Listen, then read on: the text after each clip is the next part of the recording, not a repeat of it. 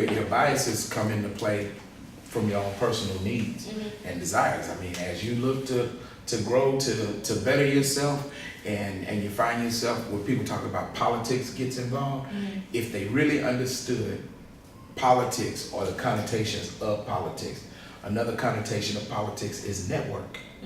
And if you're working, like I have a relationship with so-and-so, and because we have a good working relationship, I have a bias. I have a bias because of our working relationship.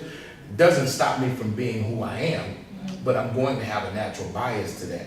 And as you develop relationships throughout, whether that be from somebody who's constantly videoing your games to someone who's constantly watching your kids play, talking to the same college coaches, because it starts to work on the opposite side. It starts working on the flip side. You think about a college coach who can always find good talent with a certain program. That coach is going to come back to that program and try to find good talent because he has a history of finding somebody. Not that he couldn't find it somewhere else, but he's found fortune with that program. Until the well goes dry, he's going to continue to go get water from that well. And that's what happens, and I think that's where people get caught up and lost in the process and the understanding the biases. And as long as you understand what your needs are, and you don't compromise that, and get caught up, I think. What needs? What do you mean by needs? Well, you think about the progression of your business and the nature of what you're doing. Well, in order for you to be successful, you're gonna have to have perspectives from several different views, right? Yeah. And in order to do that, you have to establish a relationship. In order to get into the arena with someone, you have to establish. And as you do that, you're going to create partiality. You're going to be really thankful for those who opened up the door for you.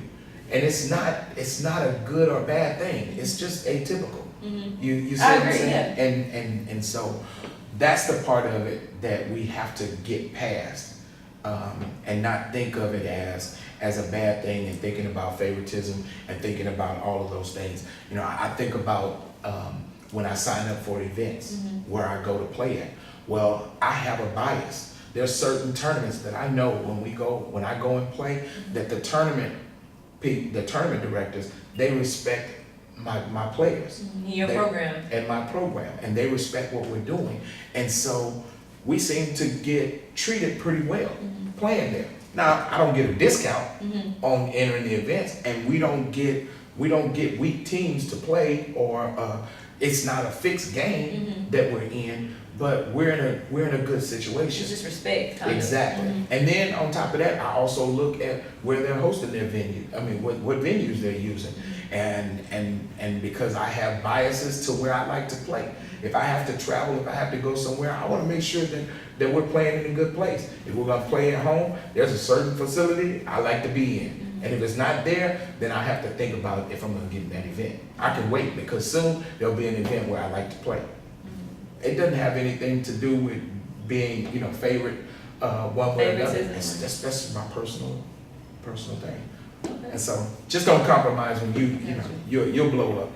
You'll blow up. And you'll have that bias, and you'll have it, and you'll remember those that had concern about what you were trying to do, and they were supporting you.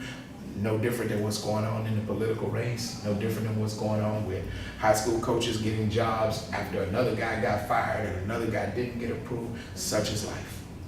Okay. Yeah, we kind of just dove right into the conversation. I love it though, but I do want to introduce you to everybody. Sure. This is the founder of the A-Level Eagles basketball program, Willie Harrison. Yes, thank you so much for taking out the time to talk to me. Certainly. So I know the summer just started off. How is your program doing so far? Doing well. It's funny how when we get into the summer is halfway through the select season, and we're rolling pretty good. Okay, good. Yeah. And I want to dive right into the juicy stuff, even though we kind of did. But so, what matchups are you looking forward to most this summer, or have you already seen some matchups that you've anticipated on seeing? Matchups as far as teams going against each other, that part of it, I can honestly say I have no no druthers about that one way or another. I can care less about a matchup. I don't get as wrapped up in going into the gym and watching so and so play against so and so. So I would be making up something if I had to think about a matchup that I'd like to see, a certain team that I'd like to see. I really would like to see. I'm a homer, so I like to see the talent in the city doing well. I like to see the kids in the gym, because I know they're not trying to break in my car.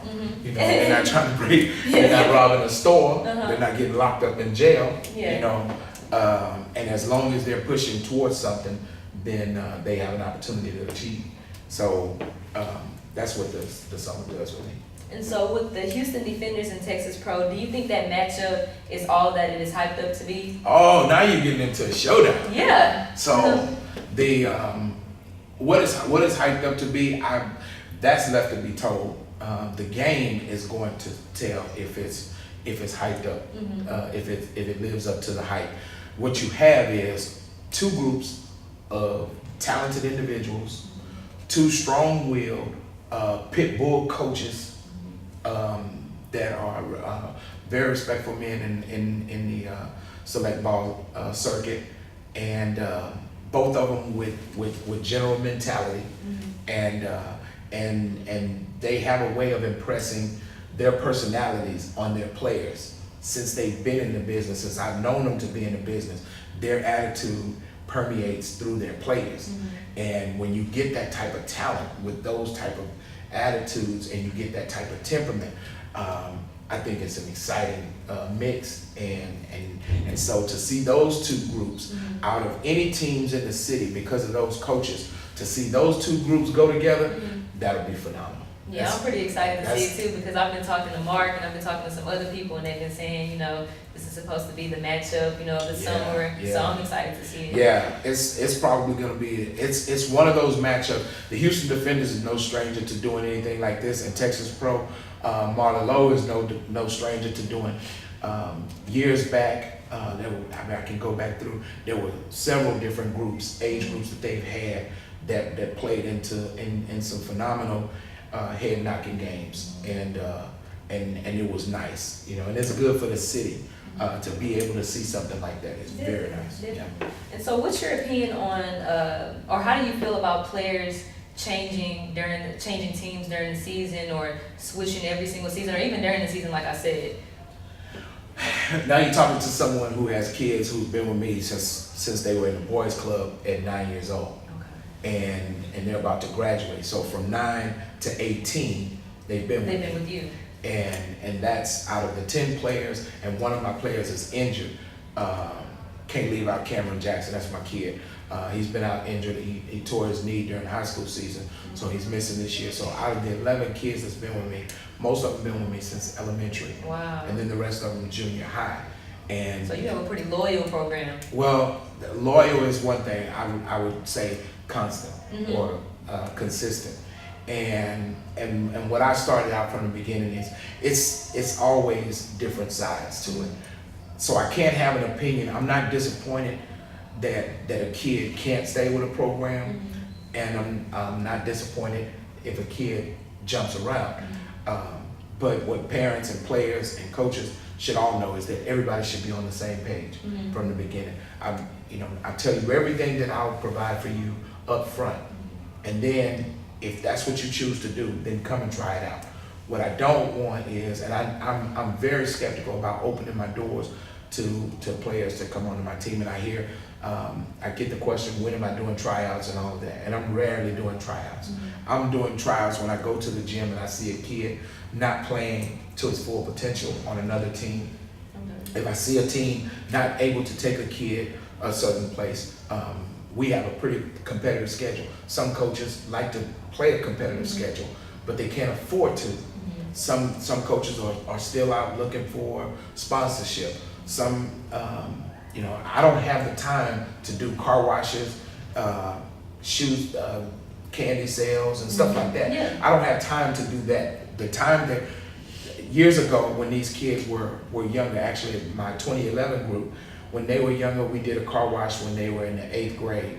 And we spent, on a Saturday afternoon, we spent from 6 o'clock in the morning to 2 o'clock in the afternoon. And we made roughly about $2,400. And at that time, tournaments weren't as expensive. You could pay $150 to $200 a tournament. That $2,400 almost paid for the whole season. Wow. As far as 10 tournament entries.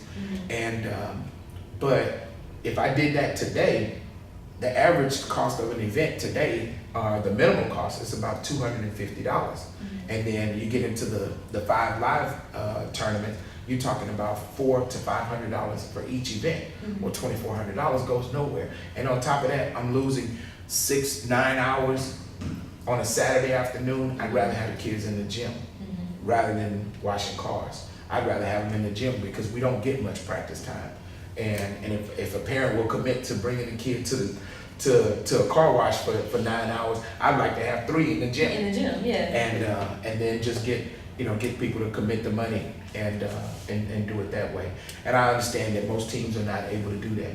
And so the question you asked about why do players jump, that could get into the explanation. A kid finds out that this program is supposed to be roses and lilies, and then they get over there and they see these all weeds over here. Yeah. And, this team is going nowhere. This team said we were going to be playing, and I've heard the nightmares. Parents telling me, well, we want to see what this team is going to do before we make a decision. And I always say at the beginning of the year, you have one tournament at the beginning of the year, and that's the spring icebreaker. Once the spring icebreaker is over, I'm not picking up any more players. I'm into my season, and I'm rolling with who I have. And I hope you're where you want to be at that time, and I hope no one lied to you. I hope they didn't tell you you were going to get to play guard, and now you're playing post. I hope they didn't tell you, you're going to shoot as many threes as you want to, and then the coach yell and scream and say you should only be getting rebounds. Do you think playing time has to do with that? Maybe, some parents or even players feel neglected, like they're not getting enough playing time, and they decide that, it's time for me to switch to a different team where I can get some more playing time. Yeah, and then now the next promise is the other team saying, why are you over there sitting on the bench? You come over here and play with me. You'll play the whole game. You wouldn't even come out on the game with me. I don't make those promises. I tell you, if you work hard, your efforts will be rewarded. That's how it should be. And that's what it should be. I'd rather tell you up front, you make an intelligent decision with sufficient information. And if you decide that you don't want to come play, I understand. But if you come, then you understand what it's going to be. You get to work on your playing time. There's no gifts here. There won't be gifts in life, and no sense in starting it now. And that leads right into my next question. And you don't seem like the type of coach to do this, but I know in the AAU world, people have issues with coaches giving more privileges to other players than others. What is your opinion on that in that aspect? That happens. Or do you think that is a huge issue in Houston? It's everywhere. Okay. And I'll tell you this. I have 3 children of my own, right? And I don't treat them equally. I treat them all fairly. Okay. And what I do for one of my sons, I probably won't do for a long time with my other son. What I do for my son, my wife reminds me, I don't do for my daughter. What I do for my daughter, I don't do for my sons. But to each and every one of them, I give them a measure. And that measure that I give unto them is fair to them. It's not in comparison to each of them. What I do for one should not be judged and compared to how I do the other. And that's not me. If you follow the Bible, then God has given us all a measure of faith according to us. And that's how it's distributed. And so I will treat you fairly. I will treat you according to who you are. Tell my son all the time, if you start an argument with me, don't start it with telling me what I've done for someone else. Because that's not the measure in which I use to judge. Exactly. Because what one kid does on the basketball court, and I allow this one kid to shoot bad shots. And this kid shoots bad shots quite frequently. And I'm thinking of the kid, I'm not gonna say his name right now, but I love the kid. I love all my kids. He shoots bad shots quite frequently, and I'm telling him it's not good, but he out rebounds and out hustles most of the players on the team. And I tell them all the time, if you made a mess and cleaned it up as fast as you made it, as fast as he does, I probably wouldn't complain about your bad shots either. But you're not going, you make a bad shot and you complain that you missed a shot and you're upset that I told you made a bad shot. He makes a bad shot and he goes and does 2 or 3 things better. So that's just one sense. You don't know what's being considered. So it happens all over, from the NBA to anywhere. Okay. And so what is your vision behind, or what was your vision behind the Showdown in Houston? The Showdown in Houston was a display of talent. And it's spinning out of control, and I'm trying to reel it back in, because it's you know, some people took it as this is about bragging rights, this is about who's the best in the city and all that. And really what I'm trying to show is, and ultimately, is that this is one of the best cities, not who's best in the city. This is one of the best cities to find talent, to get talent, that we can have a collection of talent show up here and to kind of change the directive and the narrative, because there's a thing that spun out of control a long time ago. It used to be if you put on events, scouts would come to the events. Now it's gotten to be where scouts put on events and talent goes to the scouts. Well, then they say that the kids are lazy, but then the adults that are running the industry, they themselves are lazy. Yeah. Because your job is scout. That is to seek out Talent. and find. By definition, one who seeks out and find. Well, if you tell everybody to come, you're not seeking anyone, and so you're no longer a scout. Yeah, you're no longer a scout. Exactly. And you're just a host of talent. You know, you're hosting the gathering of talent, and I know a lot of people not gonna like that. Yeah. And I know that if it was bigger and people could see what could happen from this, the most dangerous thing that could happen from this is, number one, the control and what happens with shoe circuits, what happens with these outrageous fees for entries for kids to come and play. That stuff will start changing and going in reverse, and it'll probably change the way people's livelihoods are. And so that could cause a problem when you affect a man's livelihood. But the reality is that you have kids and parents making life decisions in January about how they're going to be able to travel in July so that they can be in front of a scout. And that shouldn't be happening. You know, mom should not be cutting back or dipping into her 401k on a dream that her child will get an opportunity to be on the main court. Because there's no guarantee that if you enter these events that you're even playing in front of a scout.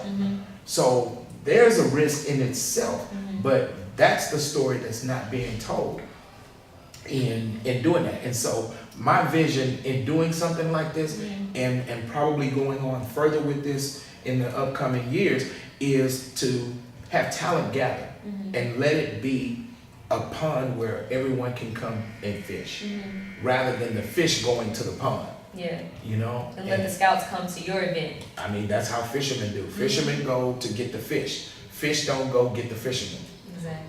And that's what we've been doing. And so Showdown in H-Town will start that. And I've already seen it on social media. Dallas has already picked up the idea, and they're starting an event in Dallas doing the same thing. So if this takes place, when is it going to take place? Will it take place this summer, or? The dream is that, and reality is looking like it's unfolding to take place the 2nd of July, which is the 4 days before the live period starts in the country, the NCAA live period.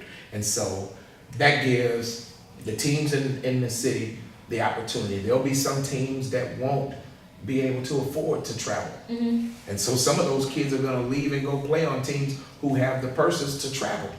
And with this, the dream is that before the live period, that this will allow some scouts to get to see these kids. What has happened in the past is that college coaches, years ago, college coaches have talked to program heads and said, hey, I really like to see this kid. And he said, well, that kid's not even on my program. Is there a way that you can get him on your team for just that one game? I'd like to get a look at him. Well, again, going back to the beginning of our conversation about networking and politics and biases, well, this coach is asking for a favor. well, what's the favor you're gonna get in return? While he's looking at that one kid, he's looking at all your kids. And so, you know, you It's a do. give and take situation. There you go. Mhm. And so you can put kids, and hopefully this will open up the opportunity for kids who couldn't afford to travel out and play, because again, we're not doing this for profit. Mhm. We're doing this for exposure.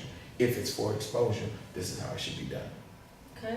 And do you feel that Houston, or do you think that Houston has enough recruiting analysts? Well, it's 6.1 million people in the city, Mhm. and you can bet that the teenage population make up a lot of that, and very few analysts are out there, and even fewer good ones. Mhm. So the question is there room for any more good ones? Mhm. And that's gonna always be yes. I mean, there's a myriad of them popping up. Mhm. You know, I mean, they get a phone and a website, and then they start. Yeah. You know, but the work is gonna tell if they're good. The quality of work that they do, and so there's plenty of room for good ones. And do you feel that the ones that we have now, are they biased, or do you feel that majority are fair? Fair is relative, and Mhm. bias is based on need, and that's based on the viewer. I don't see the bias as much as I hear about the bias. I do know that there's some impartialities, and I know that there are some reasons Mhm. behind it, and they can base it on relationships. Mhm. And so those are out there, and I take that, I understand that, and so that's the reason why we need good ones. Okay. And what teams would you say you have the most respect for in Houston?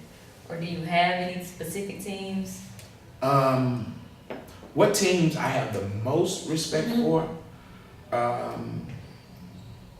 Those that don't shine up on the ones that they believe are less than them, Mhm. and those that don't believe that they're better than everyone else. Okay. Those are the ones. Anyone Plain in and simple. specific, if they can answer to those questions, then those are the ones I respect. Those that think that they're above all, and everybody is beneath them, and they don't have respect for them, I don't care for them at all. Because I know that sooner than later, what often happens with kids, and programs are made up of talent, Mhm. and they're only as good as the talent that they're coaching and that they're producing. Mhm. So often when these teams get built up and they're doing what they're doing, they don't have time for a farm system.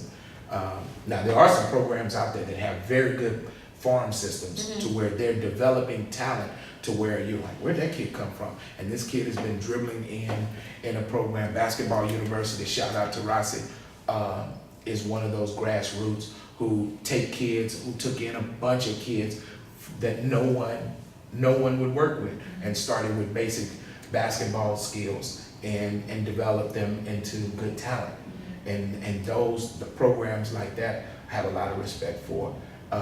And again, as long as they don't look down on others. Yes, you raise your talent up, you bring the talent up, you have a good kid, but it doesn't mean you have to look down on another team. I agree. And so that's why it's easy. Who would I look to match up against? Who would I look to play against? Mhm. I don't care. I'm just hoping that my boys show up, show out, and prove that they're worth it. And then everything else will take care of itself. I don't have to get any. The only bragging rights that I want these kids to have is that they had a college to sign to, that they were able to further their education. Brag about that. And you mentioned farm system. What do you mean by that? Just for some people who might not understand that term. Farm system is a system before the kids, similar to minor league baseball and D-League basketball, is bringing kids up who hadn't had the privilege of being able to learn the game of basketball on an organized level.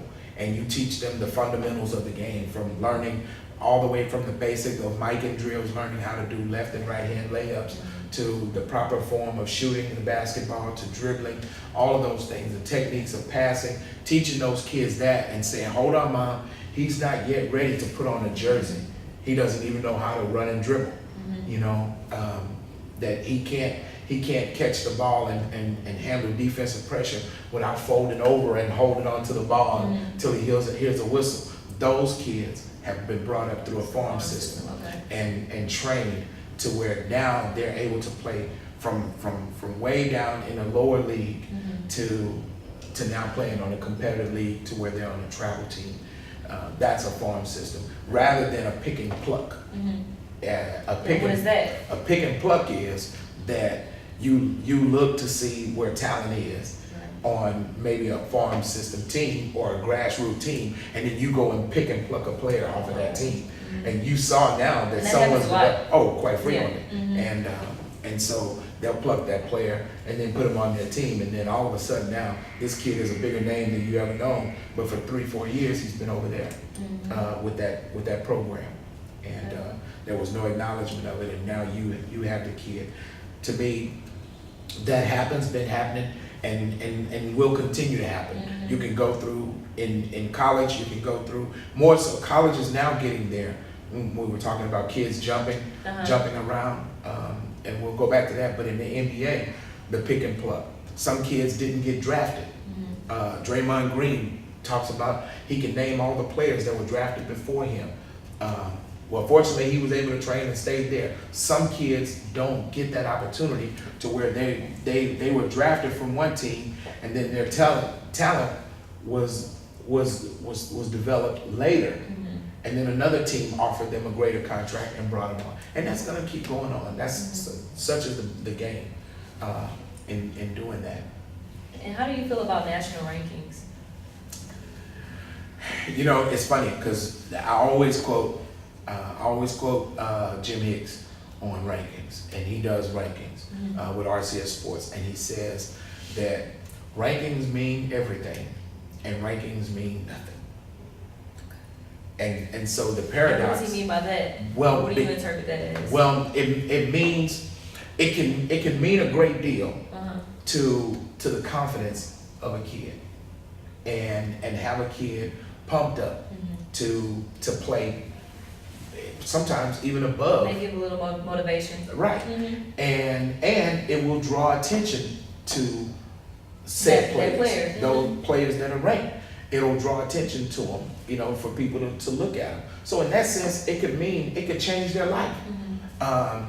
It could mean nothing, because that doesn't mean just because you're ranked or just because you're not ranked doesn't mean you're not better than the next. Exactly. Anything can happen, and it's all according to a need. You know, one company may need someone to push a broom, and another company may need someone to do word processing. And that person who's good at pushing a broom just missed out on getting that broom pushing job. And the job opened up for word processing. And now this kid gets an opportunity to go and do word processing when he was thinking that he was just gonna push a broom. One kid could have thought that he was just going to go and play at a JUCO, and then a position opens up at a Division I where they needed his skills on that level, to where he's more of a utility player, and he's gonna do dirty work, rather than they missed out on a kid who can score the ball and scores 40 points a game. They missed out on that kid, but they also need this kid that can do dirty work, and so they bring him in. And he was never ranked, but opportunities open up. And so it's according to the need, and rankings can't determine. Oh no, when, not at all. When you look at, you know, I think rankings came out not too long ago. You look and there's 60 to 200 kids being ranked, but then there's over 200 Division I schools, and then you got a myriad of NAI schools and JUCOs and all of that these kids get an opportunity to get an education from dribbling a basketball.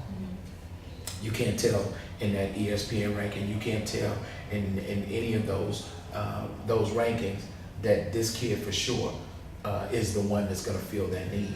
You know, only the person who needs that. You know, who needs that. They try to be matchmakers, and that's the best that they can do. It's not a sure science. And so do you feel like, well, I guess you answered my question kind of, because I was gonna ask you, do you think that it has an effect on players when they get nationally ranked? But you kind of answered that. It does, certainly. And now the negative aspect is a kid gets ranked, let's say a kid gets ranked real high. Mm-hmm. Well, where can, John Lucas said a while back, where do you go when you take a 15-year-old and you tell him out of his class and his peers that he's ranked number 15, or that he's ranked number 5, mm-hmm. or he's ranked number 2. God forbid he's ranked number 1 at the age of 15. Mm-hmm. What happens every year? He doesn't even know what he did to be number 1. Mm-hmm.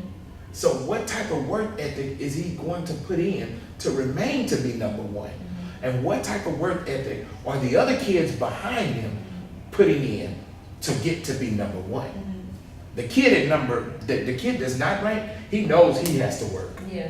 But the one kid, that's ranked number 1, he feels like he's done it all. He's there. Yeah. I've arrived. Mm-hmm. And then the free fall starts. Mm-hmm. And there's no parachute when the ranking starts to fall. Yep. And you start falling and falling fast. And it takes no time at all to fall out of grace and not be in any from 1 to 15. You can drop down to 80 in no time at all. Mm-hmm. And the first question is, why did I fall? Well, why were you even there? Mm-hmm. Exactly, because somebody gave you a rank. It was an opinion to begin with. Mm-hmm.